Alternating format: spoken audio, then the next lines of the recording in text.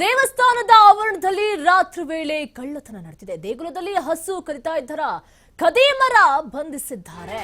ಮೈಸೂರು ಜಿಲ್ಲೆ ನಂಜನಗೂಡು ಟೌನ್ ಪೊಲೀಸರಿಂದ ಅರೆಸ್ಟ್ ಮಾಡಿದ್ದಾರೆ. ಕೆಸರೆ ನಿವಾಸಿಗಳಾದ ಸುಲೇಮಾನ್, ಸಿದ್ದಿಕ್ ಪಾಷಾ ಬಂಧಿತರು.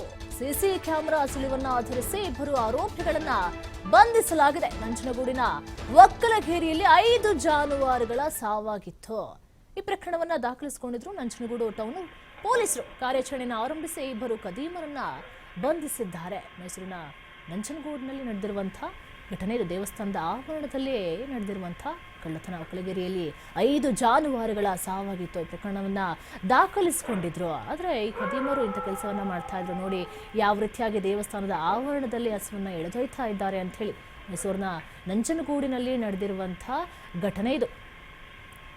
ದುಡ್ಡು ಮಾಡಬೇಕು ಅಂತ ಹೇಳಿದ್ರೆ ಏನು ಕೆಲಸಕ್ಕೆ ಬೇಕಾದರೂ ಕೈ ಹಾಕ್ತಾರೆ ಅನ್ನೋದಕ್ಕೆ ಇದೇ ಸಾಕ್ಷಿಯಾಗಿದೆ. ಹೇಗೆ ತುಂಬ್ತಾ ಇದ್ದಾರೆ ನೋಡಿ.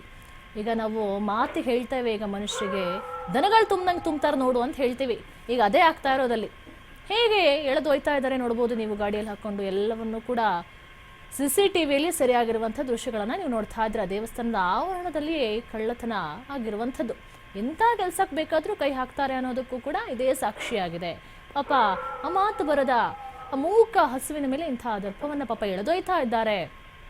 ನಾಯಿ ಒಂದು ಕಡೆ ಬೊಗಳ್ತಾ ಇದೆ. ಎಲ್ಲವನ್ನೂ ಕೂಡ CCTVಯಲ್ಲಿ ರೆಕಾರ್ಡ್ ಆಗಿರುವಂಥ ದೃಶ್ಯಗಳು ಇದು. CC ಕ್ಯಾಮರಾದ ಸುಳಿವನ್ನು ಆಧರಿಸಿ ಇಬ್ಬರು ಆರೋಪಿಗಳನ್ನು ಕೂಡ ಬಂಧಿಸಲಾಗಿದೆ. ನಂಜನಗೂಡಿನ ಒಕ್ಕಲಗೇರಿಯಲ್ಲಿ 5 ಜಾನುವಾರುಗಳ ಸಾವಾಗಿತ್ತು. ಪ್ರಕರಣವನ್ನು ಕೂಡ ದಾಖಲಿಸಿಕೊಂಡಿದ್ರು ನಂಜನಗೂಡು ಟೌನ್ ಪೊಲೀಸರು. ಕಾರ್ಯಾಚರಣೆಯನ್ನು ಆರಂಭಿಸಿ ಇಬ್ಬರು ಖದೀಮರನ್ನ ಬಂಧಿಸಲಾಗಿದೆ. ನೀವು ನೋಡ್ತಾ ಇರ್ಬೋದು ಇಬ್ಬರು ಯಾವ ರೀತಿಯಾಗಿ ಹಸುವನ್ನ ಎಳೆದೊಯ್ತಾ ಇದ್ದಾರೆ ಅಂತ ಹೇಳಿ. ಎತ್ತ ಹಾಕ್ತಾ ಇದ್ದಾರೆ.